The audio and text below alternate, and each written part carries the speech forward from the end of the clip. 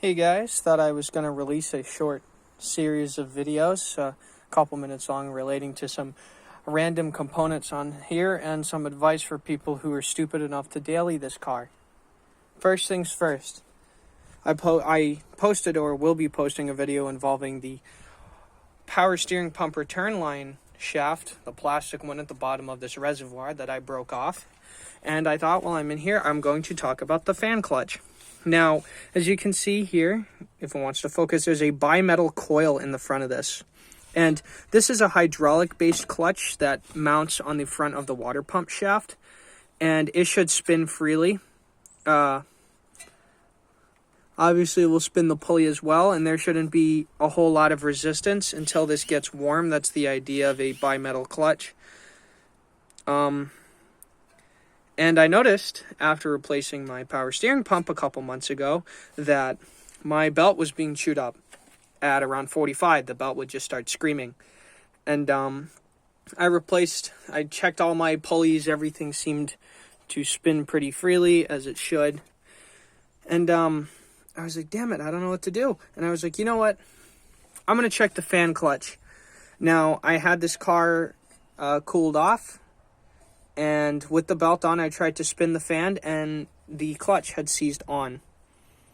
It did not move.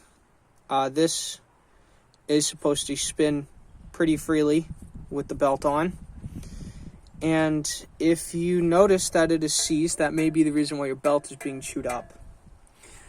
Also, while we're on the topic of belt, because there's so much information online about these, is this particular model, and other Panthers are different, uses a 65 amp alternator. You can tell by the two plugs here. These are kind of prone to problems, but I have not messed with it, and as long as it continues working, I will keep running it. Now, there's a bunch of different belts for this. There's ones for the 70 and 100 amp alternators, but this one, the 65 amp, is the KO6050O serpentine belt.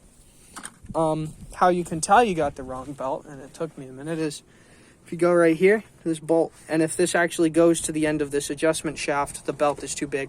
It's supposed to stop about here. It's supposed to have some tension on it, and as the belt wears, you can adjust it more tighter. So those are some quick tips on this engine. All I can recommend to anyone doing this, don't daily this car. It's horrible on gas. Everything's 30 plus years old. I wouldn't do it. But if you are dumb enough like me to daily this, there's some advice. Thanks for watching, and see you in the next one.